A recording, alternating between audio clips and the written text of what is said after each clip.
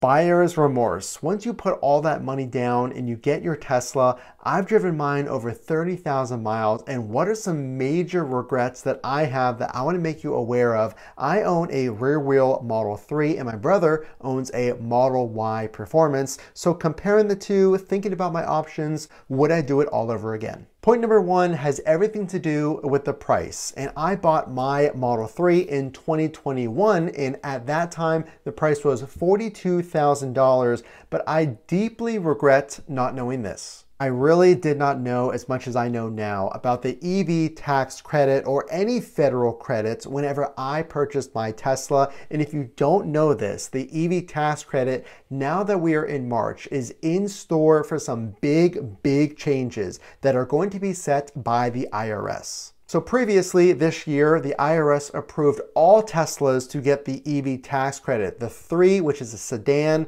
got $7,500, and the Y also got $7,500 when you filed your taxes this year in 2024. A big regret that I had that I want you to avoid is not knowing, well, is my Tesla going to qualify for any type of EV tax credit? Because like I said, new changes are coming. So make sure to subscribe. I'm going to give you all the latest news once it comes out. It hasn't come out yet. A big regret is also this. Another regret that I did not know was my state rebates. And did you know here in Pittsburgh, Pennsylvania, Pennsylvania's state rebate is thousands of dollars on top of that EV tax credit. I did regret not fully knowing what my options were, so make sure to stay informed and subscribe so you don't miss that. You can go on the Tesla website and see how much your state is giving you. Point number two, at the beginning of the video, I mentioned I own the 3, my brother owns the Y,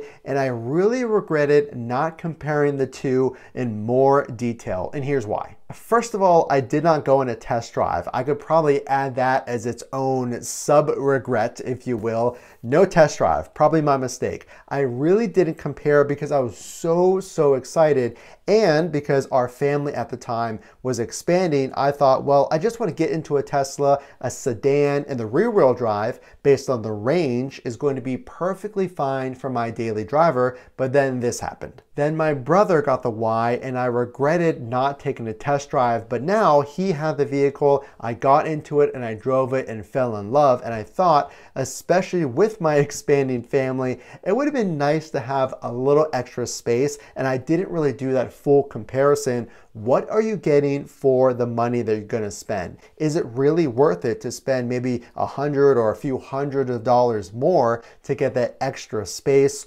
all-wheel drive, whatever it happens to be? So I did regret not doing a deeper dive when comparing the 3 and the Y. Here's a really good one. Point number 3 has everything to do with basically the main decision you have in your interior, and that is, do I get the white seats or the black seats? There's been a lot of talk about, well, do the black ones stay cleaner longer because they hide any dirt and debris, or do the white ones stay cleaner looking? So here's what the truth is. So my brother has the white seats and I have the black seats. Perfect to compare, and what I'll tell you is this.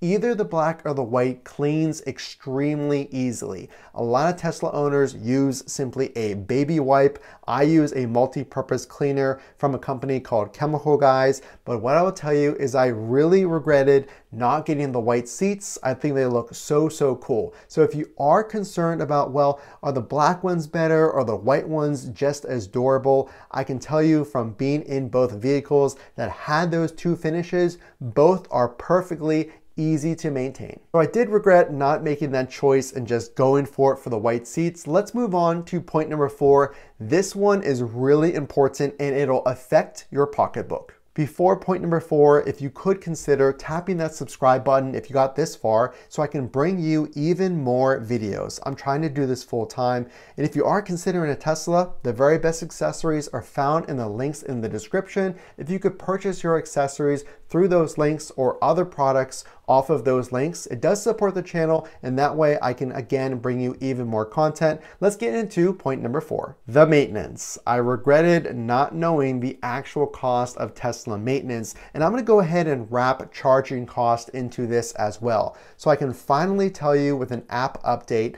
how much I pay per month in charging, and here it is. So depending on my driving habits, I pay around $75 to $85 a month. That's my ongoing cost of ownership, if you will. But as far as the vehicle, my Model 3 has next to zero maintenance, and here's why that's important. When I was looking at that number, and again, I was thinking, do I pay a little bit extra for the Model Y? I thought to myself, well, charging is going to cost something. There has to be some kind of maintenance, but I did not know concrete numbers, at least based on anyone's experience. Well, how much should I set aside for things like maintenance? My cost included this. I ran over a tire and I had it fixed. That was like 40 bucks. I paid for winter tires. That is my choice. That was nothing to do with the actual vehicle. And I had a rock chip in my windshield that made me replace the entire windshield, but that was covered. So outside of that and my charging cost, I have literally had zero maintenance. It has been around a little over a year and a half and 30,000 miles. So whenever you're planning your Tesla and thinking about, especially if you're financing, what are your monthly costs going to be? I really regretted not having any idea where to start when I was evaluating my cost and my maintenance. Point number 5 is a really, really important one. And this one, I don't want you to make this mistake. I really regretted doing this.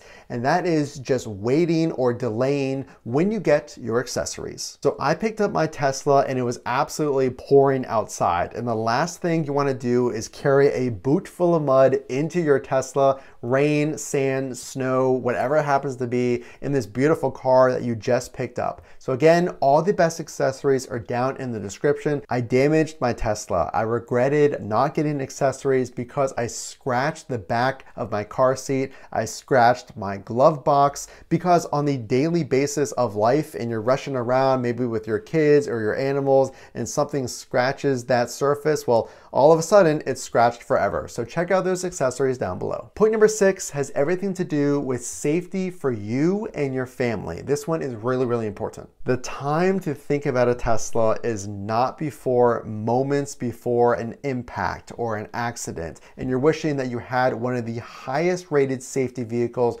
on planet Earth, the highest rated safety vehicle here in the United States and abroad. Here's what I'll tell you. So I was heading home. I had my kiddo in the back seat heading to my house from my parents here in Pittsburgh, Pennsylvania, and I was merging from the main road onto the parkway. And before I knew it, 2 cars in front of me, so it was a white SUV, I think, swerved in front of the red car in front of me and slammed on their brakes for whatever reason. They couldn't make up their mind if they're gonna merge or if they're not gonna merge. And before I even knew it, the brake pedal had put itself and applied itself for me to the floor. You don't want to have a similar situation happen to you, and before you can apply the brake, you're thinking, I wish I would have got a Tesla because this would have prevented an accident, maybe a fender bender or what have you. So go ahead and test autopilot, get out there and test drive it, see what you think. I think you'll really be impressed. So do I regret buying a Tesla? Well, after not knowing and really regretting looking back on it, things like how much I need to set aside for maintenance,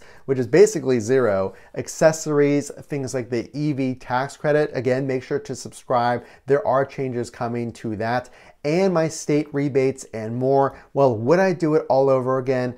Absolutely. And I want to make sure that if you're buying a Tesla, you're not going to have the same regrets that I had whenever I first purchased my vehicle, because I simply didn't know, and that's okay. But I wanted to pass on those tips to you. So if you learned something from this list, make sure to subscribe so you get those updates, and consider buying your accessories down below. The only way I know that you really enjoyed this is, of course, to drop a like, so I know that you're out there watching. Again, this is Matt from Frunk to Trunk. We will see you in the next video.